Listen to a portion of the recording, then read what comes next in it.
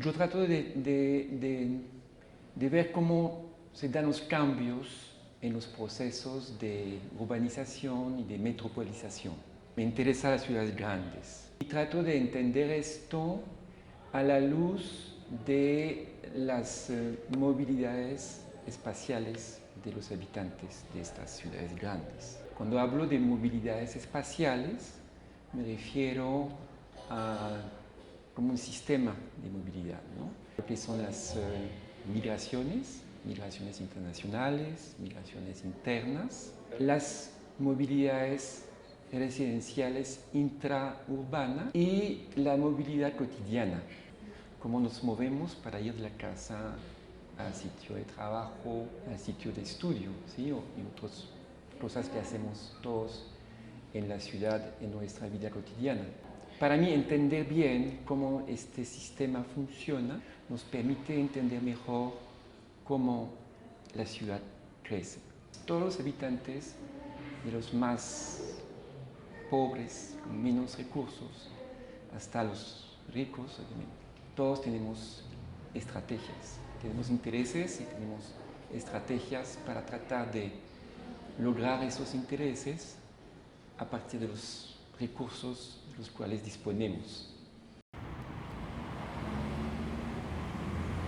Sí, claro, porque sí, explica muchas cosas de cómo precisamente estas ciudades han crecido, se han reconfigurado. Es necesario entender cuáles son las lógicas del mercado, entonces de esta economía neoliberal, y entender cómo este actor del mercado, del sector privado, interactúa, juega, tiene alianzas con el sector público, ¿no? Los efectos del mercado neoliberal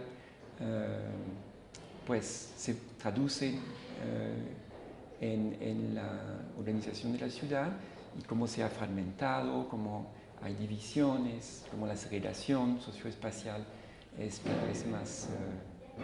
cada vez más fuerte.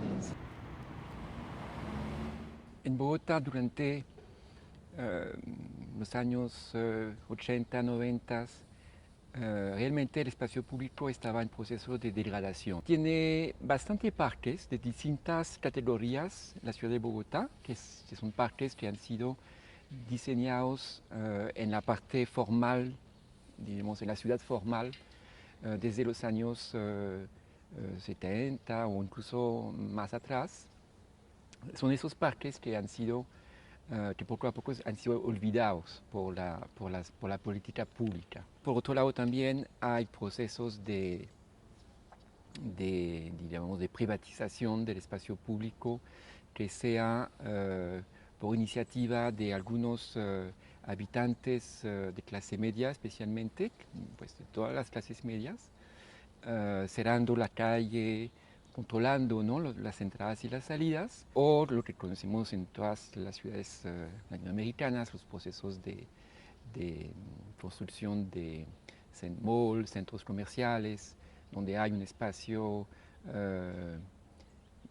público, pues totalmente privado, digamos, pero usado por mucha gente. Trabajamos un sector de la